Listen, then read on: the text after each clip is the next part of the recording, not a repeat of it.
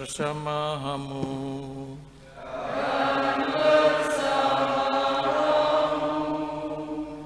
Inilah Injil Yesus Kristus menurut Yohanes.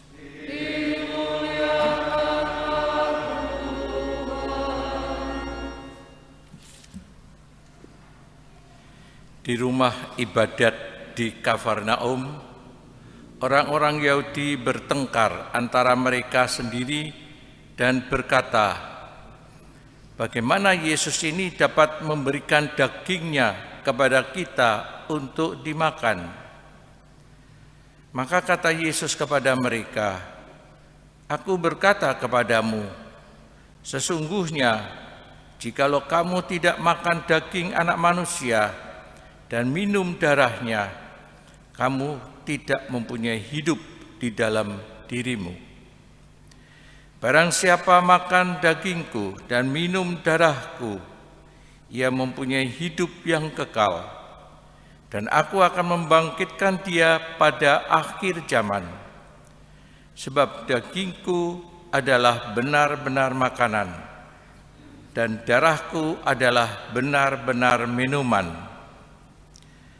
Barang siapa makan dagingku dan minum darahku, ia tinggal di dalam aku dan aku di dalam dia.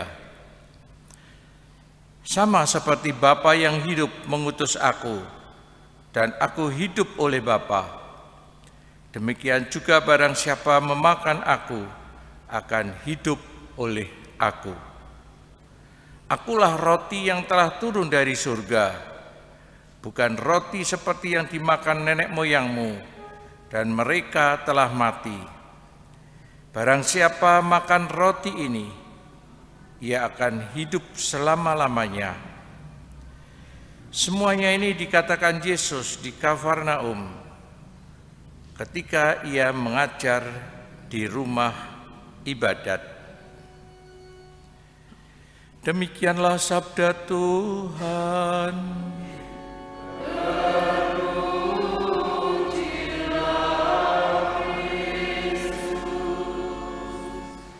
Kalau kita merayakan Ekaristi seperti ini, sebenarnya bukan hanya merayakan, mengenang perjamuan Tuhan, perjamuan dengan para murid-murid sebelum wafatnya, tetapi lebih dari mengenang, merayakan, tetapi juga percaya akan kehadiran Yesus yang nyata di dalam perayaan Ekaristi. Kehadiran yang nyata di dalam kebersamaan kita merayakan Ekaristi, di dalam hidup kita pribadi. Kalau roti diberkati dalam konsekrasi, bukan hanya diberkati begitu saja, tapi roti itu pun telah diubah. Kalau istilahnya sering dikatakan transubstansiasi, berubah. Karena itu juga seperti yang dikatakan Yesus sendiri yang menjadi sandungan banyak orang. Bagaimana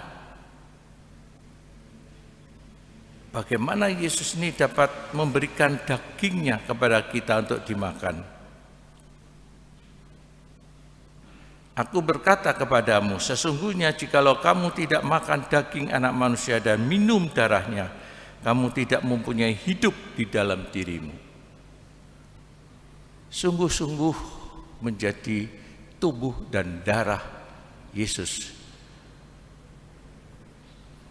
Kalau itu diucapkan di dalam konsekrasi, penyertaannya, karena itu juga menjadi sakramen.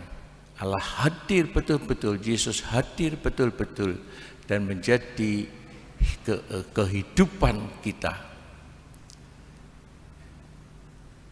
Seperti Yesus diutus oleh Bapaknya, melaksanakan kehendaknya, dan karena itu hidup dari Bapaknya. Demikian juga siapa yang menerima makan daging dan minum darahnya juga mendapatkan hidup dari Yesus sendiri. Mendapatkan hidup karena dikatakan juga, sebab dagingku adalah benar-benar makanan dan darahku adalah benar-benar minuman. Barang siapa makan dagingku dan minum darahku, ia tinggal di dalam aku dan aku di dalam dia. Marilah kepercayaan dan keyakinan ini selalu kita hidupi di dalam diri kita masing-masing, sehingga kita setiap kali juga merayakan Ekaristi bukan hanya mengenang saja perjamuan Tuhan, tetapi juga persatuan kita selalu hidup dengan Dia, karena kita memperoleh hidup juga dari Dia, dan kita melaksanakan segala kegiatan-kegiatan hidup kita juga dari berkat Dia yang hadir di dalam kehidupan kita. Marilah kita hening sejenak merenungkan sabda suci ini dalam hati kita masing-masing.